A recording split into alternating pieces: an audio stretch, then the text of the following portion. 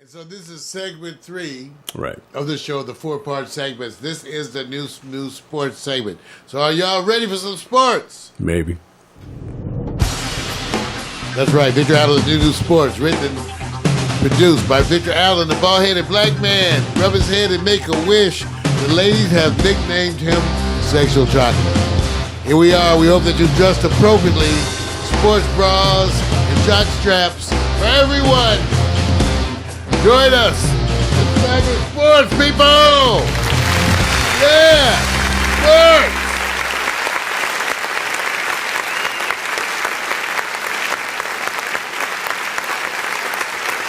That's a long applause.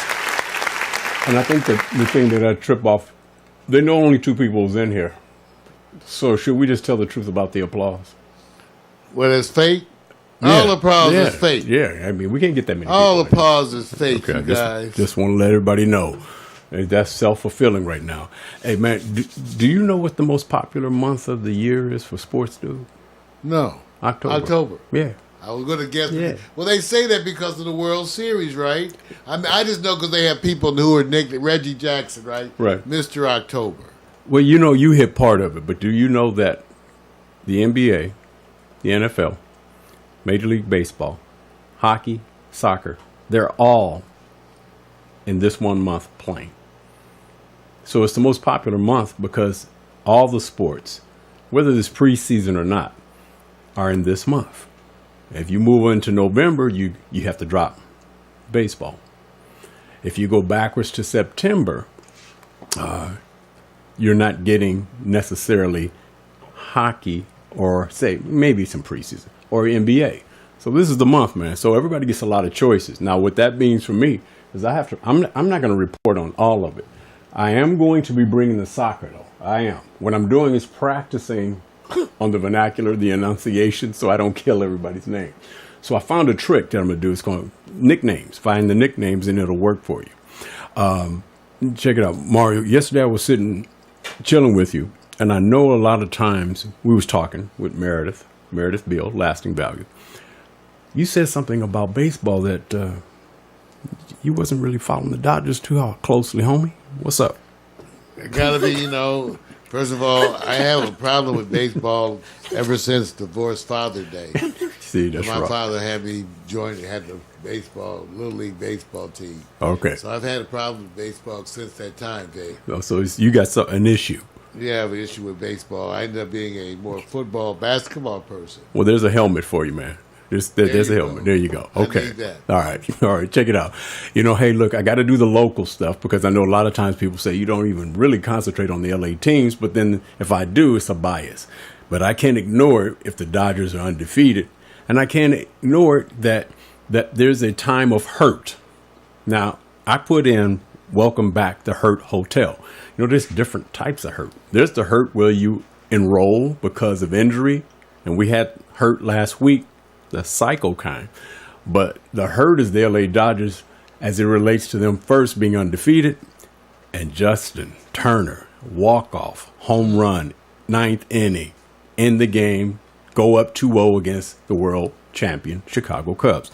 I'm not mad, and I'm not trying to sit back and say, hey, look, I'm ride or die that those Dodgers. No, the team is my team.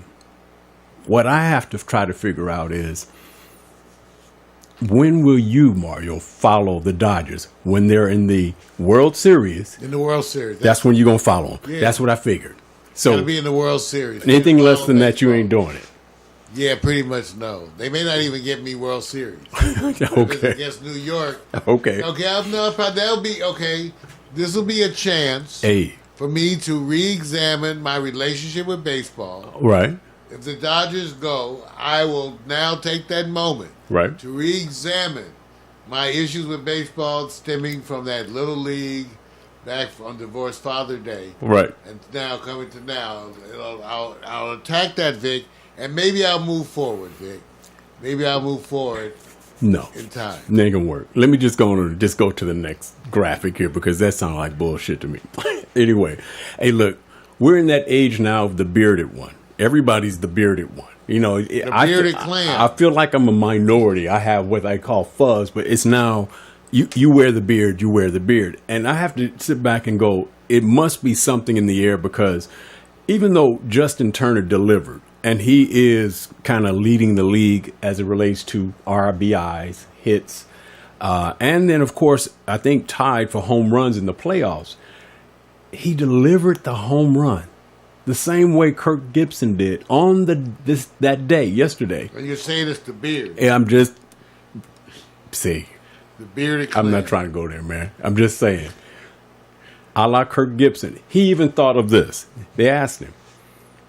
They said, did you think about when you was going around that you was going to do the pump? You remember the Kirk Gibson pump? He wanted to go there. Now, here's my question. Would it have been better if he did, or is it better just to be who he is? It's better just to be who he is. I say give it to Kirk. Do the pump. That way, what happens is it's lasting. No one's going to remember. Oh, yes, they will. If they do a double window and they show him coming around the second base and they're doing this, 1988 to 2007, oh, man, it's all day, man. You got to remind people, right? 1988. Okay. All right. So here it is. You have nothing against Chicago. Look, Chicago, straight out, I have to give it to you. I had to look. Look, everybody knows that their bullpen is not that strong. Dodgers, excellent bullpen. That was the difference in yesterday. Now they go back to Chicago. Here's my question. Since the Dodgers are undefeated, this is my opinion right now. Do they go up 3-0 and it's over? Or if Chicago wins game 3, now it's basically almost even. Dodgers undefeated now. Do you see? Because remember now, just being up 2-0, do you think the Dodgers already got it, or do you think that I don't think it's a given, but, they definitely have a chance. No, they have a chance, but they don't. See, the thing about baseball is that you got to have a bullpen. That's their weakness. So it doesn't matter if the starters are doing it. It's that pen. Cow pen or a pig pen. And here we go again. That three bulls in the pen. I'm just saying, man. I want to have a pig pen. I'm just saying, if you had to make a bet right now, Dodgers win. I bet the Dodgers win. Game 3. I bet you, yes. Where is it going to be played? Chicago. Boy, that gives them extra incentive. But, Chicago, they have a way of accepting loss. But they're the world champions, though, man. Former world champions. Yeah, but still world champions until they give it up. Right. No, wait a minute. Let me say this. Props to Mitchell Trubisky. Yeah, I like him. He delivered. I do. I like him. He delivered. But they still have the Bears. Okay. Who do you like better? And I'm just going to do this and I'm going to keep going here. Bears or LA Chargers? Who you like? LA Chargers. You better get it right because you got community around here, man. I think about it, but I think you got community around here. There's a bunch of things they beat them on. Okay. All right. Well, let me do this, man, because I do believe the ideal championship may or may not be what we hope it to be. Because we know the Houston Astros are up on the New York Yankees 2-0, the same way the Dodgers up on the Cubs. Now, Houston is the favorite. Yankees are the underdog. When's the last time we actually had the Yankees as underdogs? This is one of those rare times. Do you cheer, Mario? Enjoy it. Do you cheer for the Yankees? So you're going to cheer for the Yorkers would be in assholes in art form. So you cheering for them? I'm rooting against. But they're going against Houston. Houston's favorite. Not.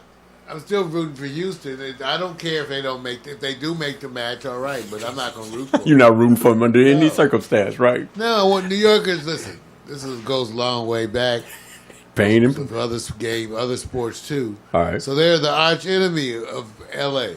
They actually hate L.A. That's why y'all want to play them. Right. Y'all want to play them because you want a chance to get them. Right. You want a chance to get those New Yorkers. I got something else to say to you New Yorkers. We don't even like your pizza. Who are you talking about? That old thin slice cheese pizza, they think it's so damn good. I'm going like, yo, this is like it, huh? Really? Really? Who are you talking really? about? They're like, how dare he insult? I'm insulting your pizza to New York. Man, we go from sports. What I like about New York is my relatives who are wonderful. They're wonderful and charming and just the best ever. Okay. All right. You got your exhale out. We'll let you go with that. All right. This is where I was going to get to. You got different outcomes for the championship. Which two teams would you like to see if you had an interest between Chicago LA and New York? So you already said it. I'm not going to root for New York just to get there. No. So you actually. So wait a minute. I would rather see that. So you must have to root for New York. No, I don't have to. I can just say I'll take what occurred. No. See, if you use this calculation, you're supposed to say which two teams. Calculation. Yes, it is. This is what I would prefer if it works out that way. But no, I'm not rooting for them. Wait a minute. He's going to put New York in I'll there. I'll just take whatever happens. Right. All right. I'm comfortable. Let it be. Right. The cards fall as they may. All right. For those of you who may, I said LA versus New York. This is in the World Series. LA versus Houston. Houston versus Chicago. Chicago versus New York. Which one do you think will be the least interested combination of teams? If you had to say, oh, this will be the worst of the best. They're all good hookups. But if you had to go, here's LA versus New York because of the market, East Coast, West Coast. Which one would be the one? I can tell you the one. Either one without LA, New York would, to me, be Houston versus Chicago. That's probably the one. Okay. Yeah. And I'm not saying that's what I want. And that's really not what I'm saying. Houston is so decimated from flood stuff. It's just... At the same time, they need something to uplift them. Yeah. And this is a good time because the economics of it helps them. So now you're in a place where you go, they are going to go and represent possibly the American League on the side of the World Series. So you end up going, do you want to hate against Houston? No, you don't. But if they go up against L.A., Mario, who are you choosing? Houston or L.A.? Now remember, I'll choose L.A. Choose L.A.? Okay. All right. Over Houston. I'm sorry y'all had the flood, but yeah, got to go, right? Okay. No, I'm not mad at you. I feel the same way. I mean, look, that's the way it is. All right. Switching over to my sport because somebody hit their sweet spot. And I'm saying this because it's amazing how you could go from one place to the other. And Adrian Peterson's, and excuse me, I have a misspell on his name, left out the S, rushing sweet spot. He did 138 yards at 26 carries, over 5 yards per carry. And he delivered. Now, my question is, change of environment, change of philosophy. Everybody said this may work with Arizona because they are run down the hill team. Whereas if you're with Breeze in New Orleans, it's more of a passing team. So will we see AP, the same old AP, or was this just only against Tampa Bay? Yet to be seen, but it certainly is promising, and I'm going to root for him. You gonna root for him? He has a history of doing the extraordinary. Yeah, he does. At some point in time, that has to run out. But he has a history of doing the extraordinary, and I thought it was wonderful. I think it is a combination of a change and the right place. Right. I don't understand, to me personally, why did New Orleans trade for him anyway? Why did you even do that? For what? See, this represents to me either a disconnect between the front office and the coach or whatever. But obviously, it was a bad choice for them. I believe sometimes the analytics get in the way. To me, if they knew that they were going to do that, then that he was going to be a problem was predictable. So again, I hold them accountable. Well, yeah, I do I hold too. New Orleans totally accountable for this. But Bad leadership. And this is one of those cases where the focus, most of the time we look at leadership, look at the coaches, we look at the ownership, and we sit there and say, we side with them many times and say, look, come on, bad actor, athlete, get it right. Appreciate what you're doing. But it is true. Philosophically, there are teams that are doing things because they say, hey, he's going to be effective. But there are analytics that says, look, this is the numbers we can punch in. If we can get this out of him, we don't care what he wants, where he's best at for our platform. He goes from New Orleans. He comes into Arizona. Arizona has a quarterback. He may not be Breeze. That's Carson Palmer. He's also second or third in the league behind Brady in total yardage, but they still were playing 500 ball. He gets on that team. They're running downwind. it's one of those things where you go, the players sometimes don't have the choice of going to, say, an Arizona. He goes to the team that says, hey, this is what we're going to do. I just think it became one of these things. This is my personal opinion. I have no inside information at all, and I never do. You change the philosophy when you take an AP to a team to get the most out of him, as they did with Minnesota. Drew Brees can't be Drew Brees. It's not going to be the same. The marriage is not the same. I mean, literally, they're not a good running team. And Drew Brees is breaking records. I said, you think they're going to turn into a downhill running game? No. They could have. Okay. See, I differ in the sense that they needed a running attack. Yes, they did. They could have made the adjustments necessary to have a running attack. Yeah. Keeping all that in mind, Drew Brees, there's certainly ways to take an offense and utilize all of that. Right. And if your challenge as an offensive coordinator is to marry great running talent and great passing talent, yeah. God bless you. Right. I'm not going to feel sorry for you. Yeah. Do a better job. Oh, yeah. Philosophically, do a better job. You're doing it. You're affecting somebody. I mean, no one has come into New Orleans and been able to make, when you think New Orleans, you think passing attack.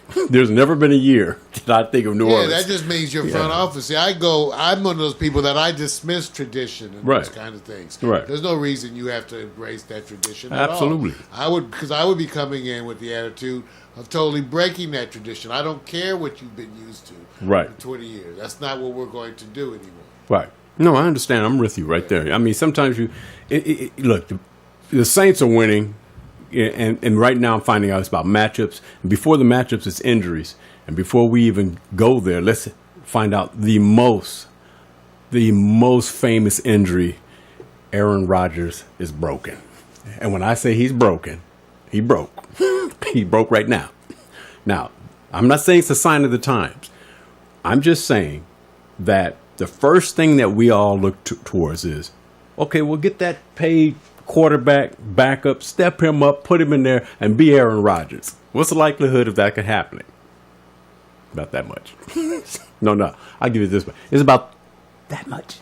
Now, the guy, Brett Hundley, UCLA quarterback, he's good, but it's over, man. This year, it's over. Now, you may find, he says, look, just step up and go to the board, Mario, like you say, just do your job. But Belichick will get you. You know, Tony Dungy said he rated them as the number one team in the NFC. I didn't agree with that either. Right. I thought for the exact reason that he's out, to me, is the problem that they had fundamentally for years. Right. The lack of pass protection. Yes. Somewhat better on the run, but lack of pass protection. So therefore, here he goes out. So, bad leadership once again. They've had the same problems for years, at which time I hold you accountable. That's just my rule. If you've had the same problem for 3 years, I hold you accountable for that. And they have been. This is unbelievable. It's not an excuse, but why I say it's a sign of the times is not because they can't sit back and have better leadership. They're decimated by injuries. So not only was Aaron Rodgers able to, everybody knows Green Bay is Aaron Rodgers. So as he goes, he keeps them afloat even with injuries. Now put a backup quarterback. Take the injuries and add those up. The likelihood that you're going to get this team to deliver in the playoffs is highly unlikely. Now, that doesn't mean it's impossible. It just means how much faith do you have in the team? Because he can come back, but they're saying because it's so late in the season right now, by the time he comes back, the playoffs are underway and he won't be able to get here in time. So they got to make the playoffs. So here's my question. Green Bay makes the playoffs, man? Yeah. Oh, you're optimistic. I think they can still make the playoffs. They're not going to go anywhere. Yeah. They're going to be like the Raiders last year. Once the quarterback got injured, they could. They should still be able to compete, for example. Okay, compared to who? Are we talking about Dallas? The Eagles will beat them. Oh, yeah. But they'll be able to compete with Dallas. Yeah. How about Arizona? I'm saying right now. Let's just say Arizona will probably beat them now. Yes. Yeah. Right now, based on the way Arizona looks today. Yes. With Adrian Peterson. You can't. So who else are we talking about? The Rams. They can play the Rams decently, even with the. But the Rams are going to get them because they're the number one offense. They ever play, yeah, but I'm just saying. So they could shore up with their strong points. The defense was supposedly looking much stronger than anticipated. And so maybe that'll be the strong point, right? Well, see, this is where they said, like yesterday when they played Minnesota, and they gave up 23 points. Green Bay only scored 10. Well, the reason why they scored 10 is because it wasn't Aaron Rodgers, and so here's a team that's going. Your defense may do a little bit, but you won't have any offense. So to me, the teams that's scoring proficiently will be their challenge. Yeah. Yeah. So, it's sure, the way it goes. They got challenges on every level. So, but they can at least be representative and respectable, even though the same problems that plagued Aaron Rodgers are going to plague Brett Hundley. Yes, sir. And look, you guys, Atlanta, I would cover you guys, but get a wake-up call because you guys are about to go against New England next Sunday. So, you lost. That may be because you guys maybe just hit a fork in the road, not motivated, but get ready for it because everybody's looking forward to New England and the rematch. I'm not sure if it's going to be the rematch at the level you guys are. I think both sides are dealing with underperforming performances. Both sides, especially New England, they're dealing with a few injuries, but they're secondary and that experience is just not there yet. So it's going to take them a while. But they still at 500, still leading their division after the defeat of the New York Jets. All right, I want to go over to this philosophy I have called upsets and the top-ranked NCAA football teams. That, for right offhand, I don't mind when teams are ranked, and then all of a sudden they get upset. You get some periodic upsets. Now and then you get a couple here and there. But when you have amassed as many upsets as they were yesterday, and I'll roll off some of them, there's one thing that was in common to all of them. Let me see. I'm going to have this wild theory and see if Mario agrees. Here's a list of the top teams that were defeated. Clemson, number 2 by Syracuse. Syracuse was unranked. Okay, next. Number 8, Washington, defeated by California. California was unranked. Number 5, Washington, defeated by Arizona State. They were unranked. Number 19, San Diego State, defeated by Boise State. They were unranked. 24, Texas Tech, defeated by West Virginia, who was unranked. Number 10, Auburn, defeated by LSU, who was unranked. Number 25, defeated by Memphis, unranked. Okay, this is my suggestion. Because we do how you rank it. Right, look, when you go, I don't mind having somebody defeat somebody and they go, well, number 19 defeated number 10. Here's my goal, because I know the money's all in here. From now on, can we just do this? Here's the team that's ranked. And they always say, and I believe this, Mario, you believe the same thing. Matchups determine everything. So let's say number 2, Clemson, is defeated by Syracuse. They're going to think I'm an idiot for saying this. I believe that if you want to put more on the line, I really don't want to see Clemson, because they lost against Syracuse that day, still rated over Syracuse. I want to see swap outs. So to me, to make it more interesting, it makes the playing field more wilder and crazier. Somebody's going to say that don't make any sense. So as far as I'm concerned, when they re-rank the teams, you put the team that defeated the team that was ranked in that position. They're probably going to lose the next following week, but what you get is what you get. Because I don't understand when a team is like number 2 and the team that beat them is still ranked below them. Try to make sense of this. Well, the way you make sense of it is because you have human beings voting. That's correct. That's why the ranking is done that. It's not done by any rule thing. So, and people vote for their own personal reasons. Right. And the analytics is there and the coaches are there. I thought Clemson dropped dramatically. Right. And Syracuse, I don't know if Syracuse moved up at all. No, here's the hard part. When they go look at their record, they'll say strength of schedule and everything. I said, I think what happens here, and this is the reason why I'm saying this, these teams and matchups, when you get ranked teams, they already said the coaches poll is this. They're at late at night. The teams that's kind of like west of the Mississippi, they said they don't even stay up late at night to watch them. So they're just putting right. So they're putting what they call a number by default. So I said, okay, make it more risky now. Force them to have to sit back and say, let me look carefully. I say, I bet you any money if that team all of a sudden Syracuse goes, guess who they're going against? They're going against this team number 2 ranked. Make the rule that if you defeat this team, you swap out the positions. Oh, they won't like that. Because says, oh, hell no. I said, but now you put more preference on going, making it more probably important on both sides. Undefeated teams will step up more. The teams that's going to play them will say, we can't lose this position.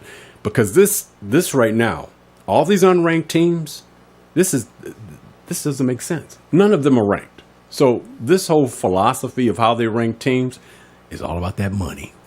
Right. Big teams, and you could money. easily remove the human factor just by defining a bunch of variables and letting the computer do it. Right, but they won't do that.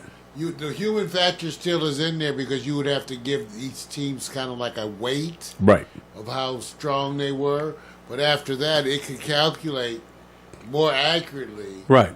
those kinds of things. Right. So if a team like Syracuse is rated 80th, It'll definitely go up after an upset right, like that. Right. But they won't go up to the top 25. And I'm not sure that they should because there's a fluke factor in there. Right. That I also but I certainly would be more willing to see a computerized algorithm deciding that kind of stuff. And that's where I said there's got to be something in there where they say the matchups. They haven't been able to determine the value of matchups because the ranking doesn't come into play right there. If Syracuse goes, we match well with Clemson. Where does that calculation come in? And since it's not really used, they just say, well, they'll use the excuse Clemson took advantage, was taking a day off. They weren't hyped. They'll use every motivation. I said, well, isn't that for all teams to step up and play? Exactly. All right, you guys, that's it for my new sports. I'm out of here. Got to go on to the next segment. It's been a day of days. Enjoyed it. That's right, Victor Allen's new sports. Written and directed by the bald-headed black man. Rub his head and make a wish. It's a recurring segment of the Morning Coffee with Mario show. Every Monday, be there, be square, dress appropriately, jock straps and sports bras, men and women. Or y'all get confused. Show up. Peace.